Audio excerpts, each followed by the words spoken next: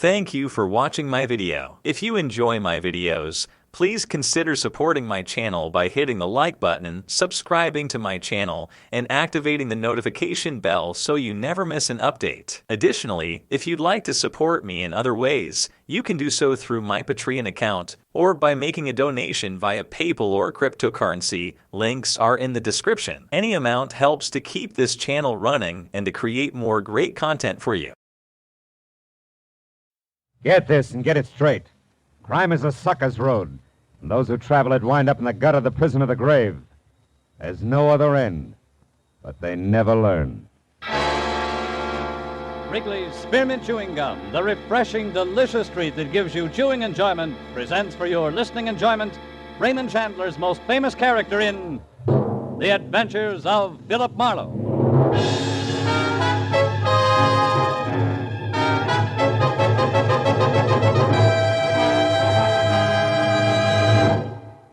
To make every day more enjoyable, treat yourself often to refreshing, delicious Wrigley's Spearmint Chewing Gum. Here's a taste treat you can enjoy indoors, outdoors, at work, or at play. The cool, long-lasting mint flavor refreshes you. The smooth, steady chewing helps keep you fresh and alert. Adds enjoyment to whatever you're doing. Wrigley's Spearmint Chewing Gum. Healthful, refreshing, delicious. Now, with Gerald Moore starred as Philip Marlowe, the makers of Wrigley's Spearmint Chewing Gum are glad to bring you tonight's transcribed story, The Glass Donkey.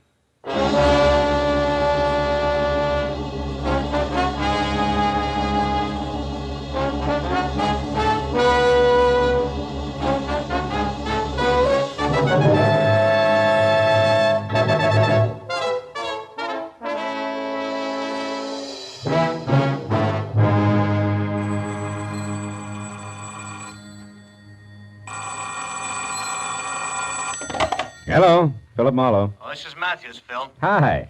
Listen, Phil. Yeah? Didn't you once go around with a brunette named Helen Lofton? Helen Lofton? Sure. Still do now and then. Why, Lieutenant? Monday your night off? Not so as you'd notice, Marlowe. When was the last time you saw her? Oh, maybe a month ago. Hey, what is this? You sound real official. Yeah, I know. Sometimes I don't like it any better than the next guy. Look, Phil, did Helen have any big problems on her mind at that time? Just me. Hey, wait a minute, Matthews. Is Helen in trouble? Not now, but she was in lots of it 3 hours ago. At about 5 o'clock this afternoon, somebody put a bullet in her neck, Phil. Oh, no. It's down here at the morgue. If you think of anything, let me know, will you?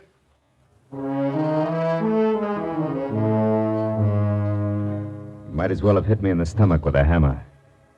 Helen Lofton, a good-to-look-at girl with soft black hair and clear hazel eyes, who gets a big charge out of life. But Helen was a great girl. And she'd always had enough sense not to waste time on the kind of people who put bullets in other people. For a long few minutes, I just sat in my apartment and felt sorry. But then I began to want to get my hands on whoever had pulled the trigger. By the time I got downtown and walked into the morgue attendant's office, that urge had become a big hot lump in my chest. Well, Mr. Marlowe. Hello, Chester. Yeah, stranger around here lately. You got a Helen Lofton? I'd like to pay my respects. Yeah, can't stop you, boy. Lofton, huh? Oh, yeah, she's still on the table. You'll have a little company back there, Lieutenant Matthews. Oh, he's still here? Oh, he's been in and out all evening. Can you find your way all right? Yeah, thanks, Chester. I didn't expect you in person, Marlowe. You could have called. Got something to offer on the Lofton girl here? Yeah. My services, Matthews. How much did she mean to you, Phil? Enough to make this real personal. What have you got on it, Matthews? Nothing. A neighbor reported the shot. Found Helen's body spilled down some stairs at the side of her house. Mm-hmm. It was a .32 at close range. No reason, no motive, no leads, unless you can call this a clue, which I don't. Let's see that. Yeah. Yeah, it could be the hind leg of one of Helen's glass donkeys. You know, she collected them. Oh. No, it was on the stairs near the body. Uh-huh. Hey, look, Matthews, you don't mind me sticking my 2 cents in this, do you? It'll do me a lot of good. No, I don't mind. Just keep me posted, huh?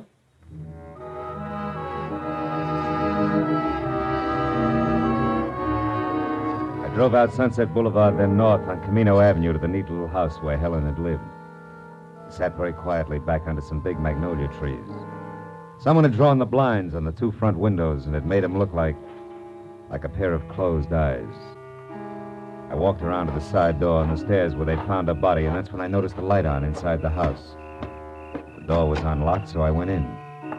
The light was coming from the bedroom, and when I got to that door, I saw a girl, blonde with harlequin horn rims, moving stiffly, like a lost somnambulist. I watched her drag one slow finger the full length of the dresser. When that was over, I said, "Hello." Who are you? I was a friend of Helen's, Philip Marlowe. You? Lila Hughes. You startled me. I thought I was alone in here, and after all that's happened. Yeah.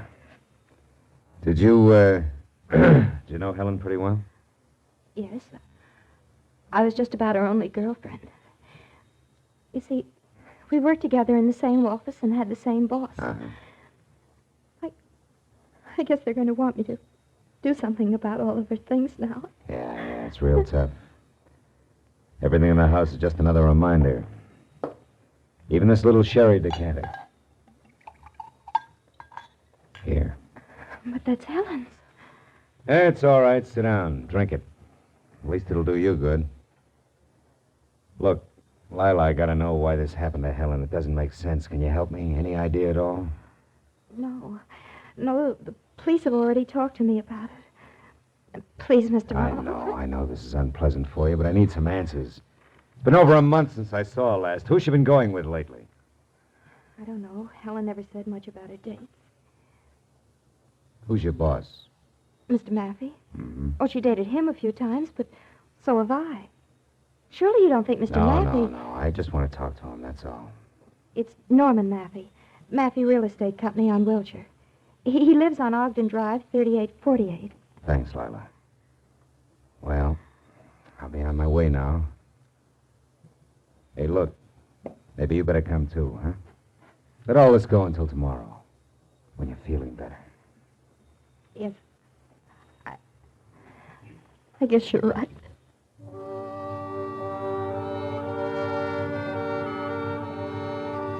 I turned out the light and snapped the lock as we left. Then walked the sad little blonde as far as her coupe. Got her address on Beechwood Drive and saw her off. After that, I went to my own car, but before I got in, I looked back at Helen's house once more and tried to shake the empty, loose ends feeling it had given me. I was snapped out of that mood in a hurry.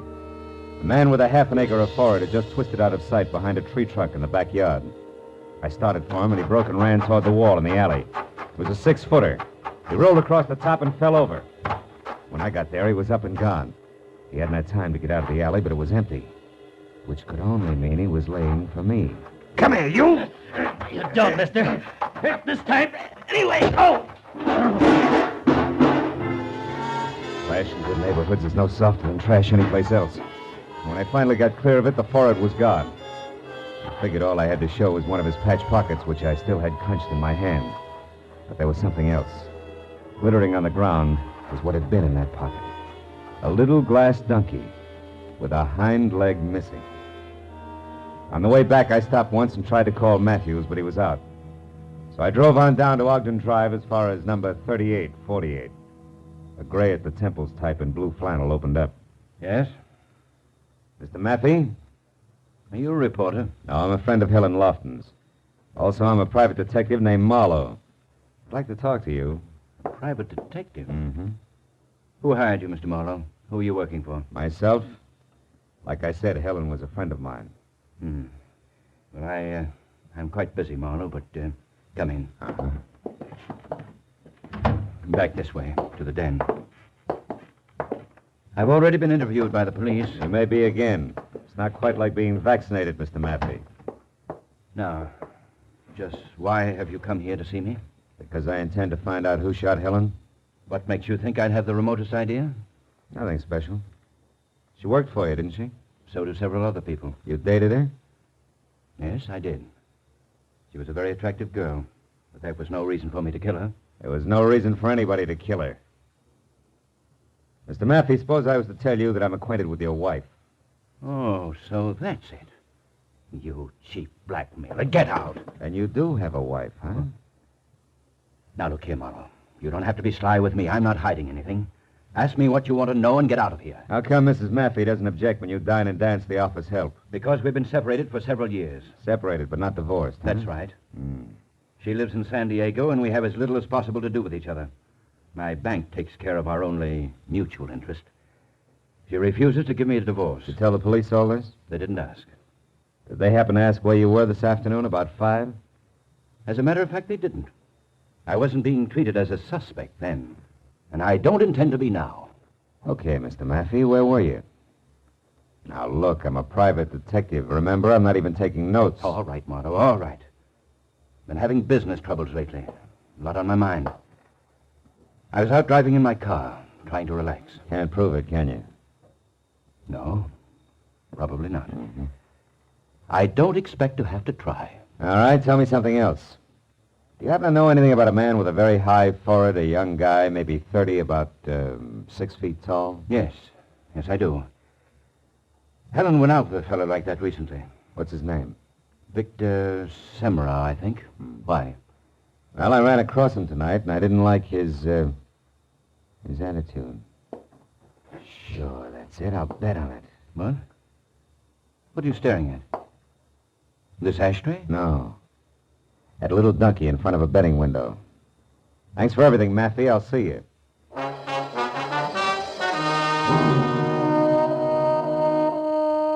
The ashtray on the table behind Maffey's desk had been made of baked clay in the shape of a sombrero, a keepsake from old Mexico that kicked hard at my memory. At least it was a thought well worth the price of a phone call to Tijuana. So I drove as far as the first payphone, which was at an all-night mobile gas station, got a handful of change, and while my car was being gassed, put the call through to my old friend, Senor Mike Donahue, who had given up reporting in Chicago for editing south of the border. We are ready on your call now, sir. Go ahead. Hello, Mike. Hello, old pal. Hi. Hasta la vista. What's cooking? You coming down to see me? Later on. Listen, Mike, I'm trying to find out about a glass donkey. A which? A donkey made of glass, a souvenir mule. It's got silver shoes and a silver halter. Oh, one of those things. That silverwork's strictly a Tijuana product, you know. Yeah, I know. They peddle 'em at the highlight games down here. Out by the betting windows? That's right. Can't buy him anyplace else, Mike. No, not that I know of. Mm-hmm. Why, you want some? No, I've already got one. Well, thanks a lot, Mike. You've been a big help. Hey, wait a minute. What's the matter? As long as you're on the wire, Gumshoe, maybe you can help me. How? I got a big front-page mystery spread if I can get a little more dope. Ever hear of a babe around L.A. named, let's see, Mrs. Norman Maffey? Mrs. Norman Maffey? Yeah. Holy smoke, I'll say so. What, Mike, what's the story? Well, the boys just found her body out here on a side road at the edge of town. Yeah? Been dead a couple of days. Probably happened Saturday night. Saturday night, huh? Yeah. The hotel identified her about 10 minutes ago. She was run over. Run over? Well, Mike, you said it was a mystery story. Yeah. You see, the tire tracks out there is still good. It was no accident, Phil. It was murder. Somebody went a long ways out of their way. Yeah. Yeah, Mike, somebody sure did.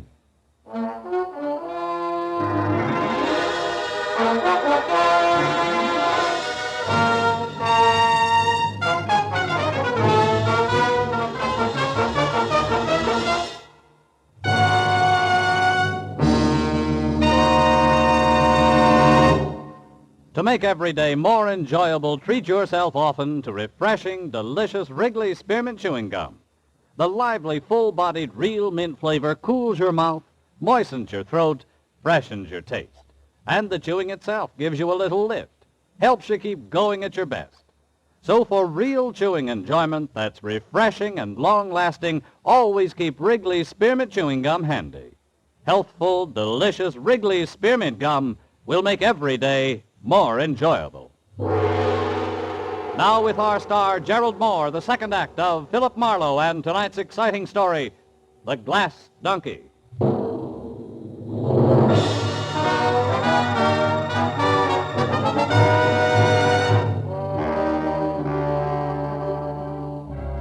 When I hung up on Mike Donahue in the news of Mrs. Maffey's violent death on a lonely road outside of Tijuana, I postponed trying to figure it all out until I had called Lieutenant Matthews at Homicide. I'd asked him to meet me at the bar I was at. 10 minutes later, Matthews was sitting opposite me and chewing on a cold pipe. while I filled him in. Oh, now, easy, Phil. I'm a slow and steady boy. Now, question, who killed Helen Lofton? Answer, whoever killed Mrs. Norman Matthews. Why? Where's the tie? The glass donkey I just told you about. It came from Tijuana. So? So I figured that whoever sent it to Helen was, one, a friend who knew she'd get a kick out of a trinket like that. Yeah? And two, sent it before he or she decided to kill Mrs. Maffey. Oh, and therefore said friend had to get the glass donkey back because if traced, it would place the killer in Tijuana where sooner or later Mrs. Maffey's body had to be found. Is that right? That's so very right. And all that brings us back to only one thing. Mrs. Maffey's killer also got Helen Lofton. Was forced to. Yeah, it could be. But look now, Phil, the tough one. What'll it be, chum? You look lonely. Forlorn, maybe. 2 beers. 2 beers, huh? Any special vintage? Yeah, the kind with suds on top. Goodbye, comic. Okay. No offense intended. Oh, what was I Oh, yeah, I was saying, Phil, the tough one. Now, who killed Mrs. Maffey? Mr. Maffey. The motive? He had the best motive. He hated his wife. Also, Matthews, when I talked to him, he was real vague about his whereabouts lately. And for a clincher, he did know Helen Lofton well enough and long enough to send her a cheap trinket, as in donkey made of glass. Now, you impressed? A little, but you're holding back, Marlowe. I'm what? No, not on me, on yourself, Phil. Look, I know you. You don't usually leap at conclusions and over facts. That isn't your style. I'm trying to 2 tell you, beers Matthews. with suds. You know, I told Kelly about that crack you made, mister, and Skip he it. said... Here. And goodbye again. We're busy. Yeah, I'll say. Too bad we ain't got tablecloths. You could have impressed me, chum. Writing down big numbers. You tip her, I'll break your arm. Yeah. Now, look at Phil. Could you be a little bit prejudiced about this guy? I- Now, Phil. Yeah. Sure, I'm prejudiced. I just don't like Norman Maffey's stuffy kisser and something else.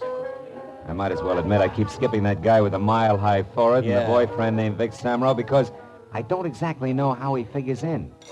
I'm too impatient to wait around for the answer. Uh-oh. What is it, Phil? A game, Lieutenant, called Speaking of the Devil. Or Don't Look Now, maybe? It's Forehead, Matthews. He was in the next booth, catching it all. He's at the front door now, see? But he isn't running yet. He's just paying his check.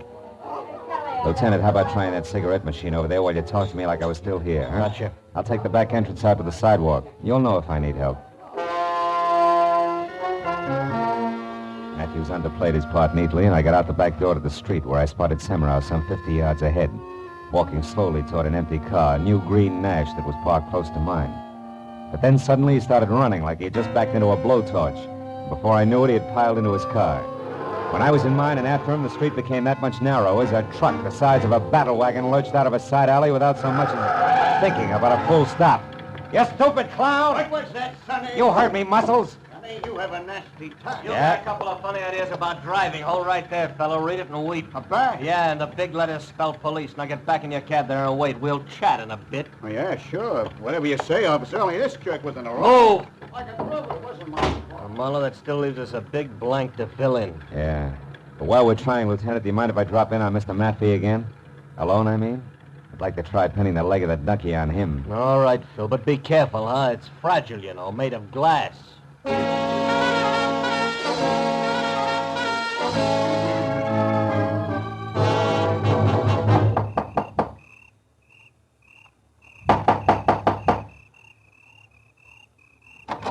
Yes, what... Oh, you again. Yeah, do you mind if I come in again, Mr. Maffey? Frankly, I do, Marlowe. I don't feel very well Your tonight, wife and I was just... murdered, Mr. Maffey. My wife? Murdered? Still mind if I come in? Where did it happen, Marlowe? In San Diego? Marlowe, I asked you where it happened. In Tijuana. Ever been there? Yes, of course. Marlowe, what are you looking for? Just looking. When were you last there, Maffey? Oh, I don't know. Maybe a month, 6 weeks ago? Not Saturday night, huh? No, not Saturday night. Marlowe, what are you Maffey, getting... did you ever send Helen Lofton a present? See here. Who do you think you are? And exactly what are you looking for? A wastebasket that isn't empty. You keep a very tidy place, Mr. Maffey. Which has what to do with my wife being dead, Marlowe? Are you out of your mind? Maybe, but also maybe not. Maybe I'm real smart.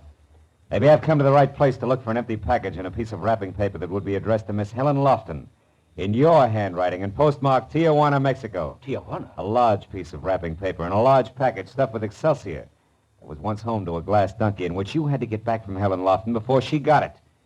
Or if you were too late for that killer and then get it back before anyone else knew about it. That still leave me out of my mind, Maffey? Absolutely. We'll see. After we try the backyard and your incinerator. Now, wait a minute. You know, the law says you can't light it after 10 in the a.m., Maffey. If you're the one stamped guilty, you wouldn't want to arouse suspicion. Stop, Marlowe. This has gone far enough. You're not the police. Which means I don't need any more of a search warrant than this.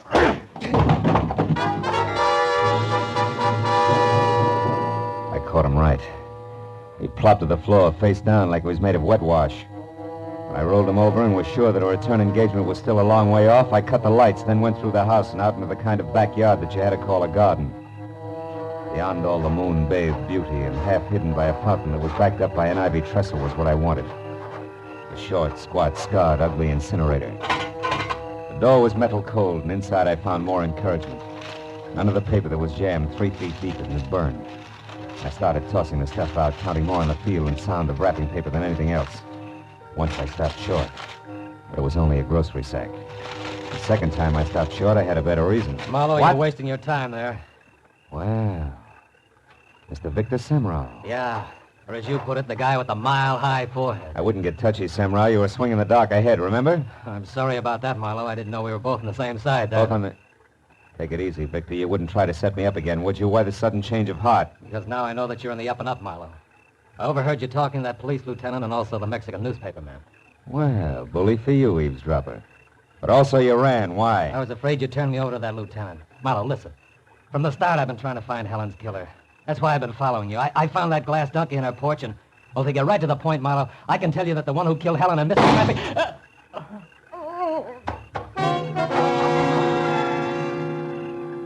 The shot that had come from the shadow driveway close into the house spun Semrau in a half circle, and by the time he'd corkscrewed to the ground, I had my .38 in hand, and it covered the distance across the garden. But I was too late to do anything, except identify the figure I saw take off in a sedan as Mr. Norman Maffey, which was some help.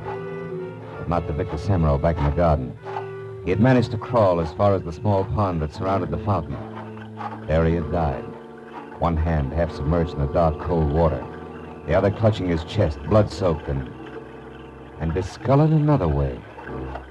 I must have stared at it for a full 30 seconds before it suddenly began to add for me. Add fast to the only backyard left in the spot where I could get to Maffey and maybe stop a third murder. Lila Hughes' place on Beechwood Drive. It was all the push I needed.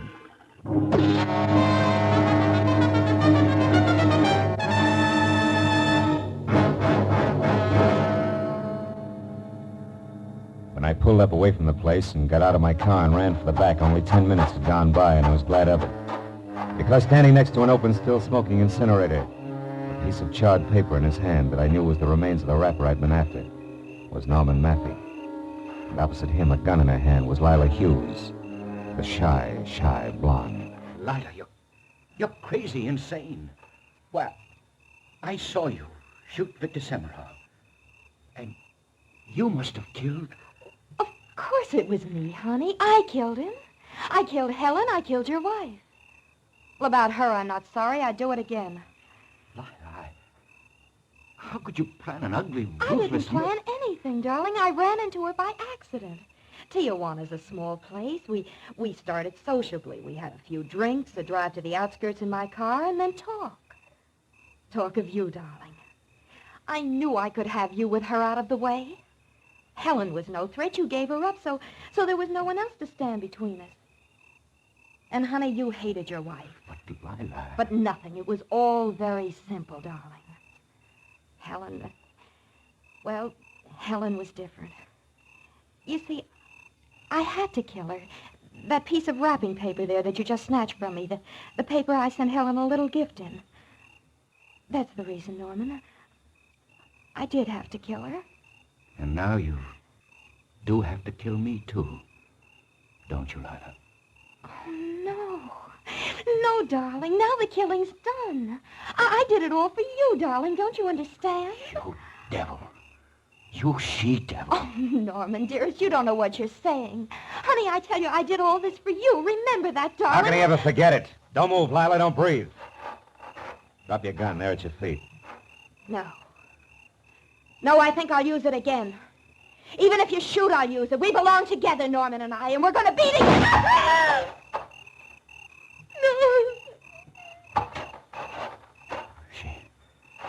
She's dead. Marlowe, she did think she could shoot. Even if you did, didn't she? Yeah. That's what she thought, all right, Matthew. Call the police. They know where they can find me.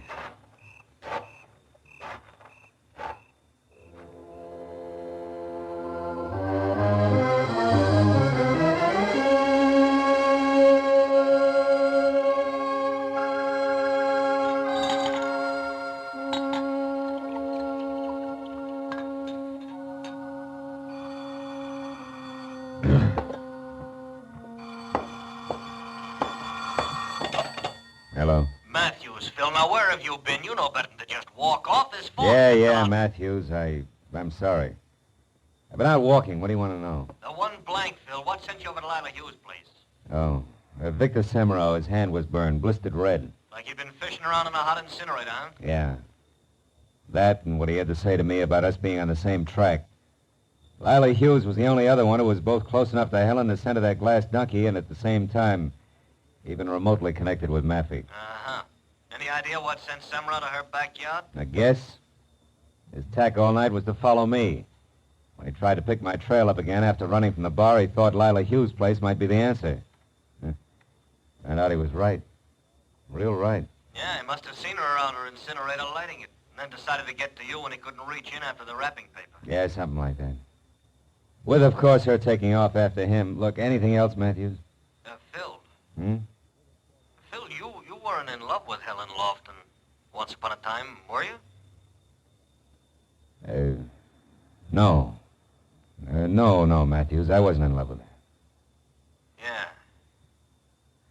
Well, so long, Phil. And, look, I'm sorry about Helen. I mean, it's a crying shame. Yeah. Good night, Matthews. I'll come down to headquarters in the morning.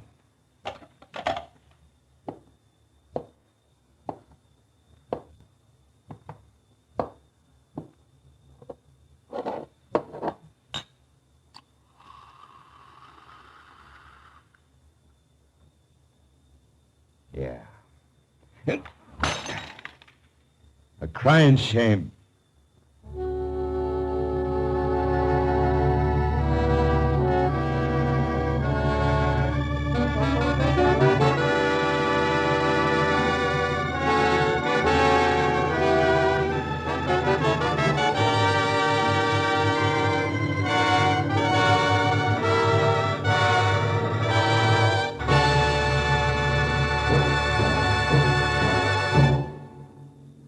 Remember, friends, to make every day more enjoyable, treat yourself often to refreshing, delicious Wrigley Spearmint Chewing Gum. There's lots of cooling, real mint flavor in every stick. And chewing Wrigley Spearmint helps keep you feeling fresh and alert. You feel better, work better, get more fun out of doing things. So indoors, outdoors, wherever you go, keep some healthful, refreshing Wrigley Spearmint Chewing Gum handy. To make every day more enjoyable, treat yourself often to delicious Wrigley's Spearmint Chewing Gum.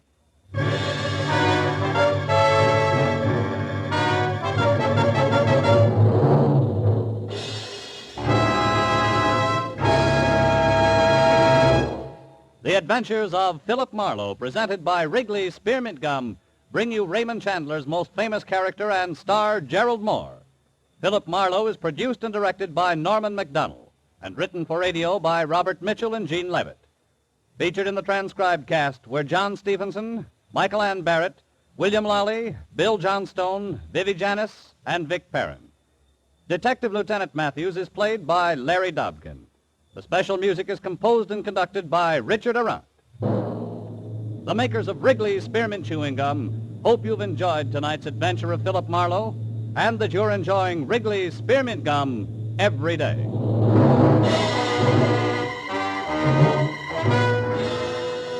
We invite you to be with us next week when Philip Marlowe says... This time it got off to a swashbuckling start at a pirate's cove. A map to a fortune in black pearls ran past a beautiful island girl, a conniving Malayan merchant, and stopped at a wild man from Borneo dead in a rusty hulk. All in the quiet outskirts of Los Angeles. Bob Stevenson speaking. This is CBS, the Columbia Broadcasting System.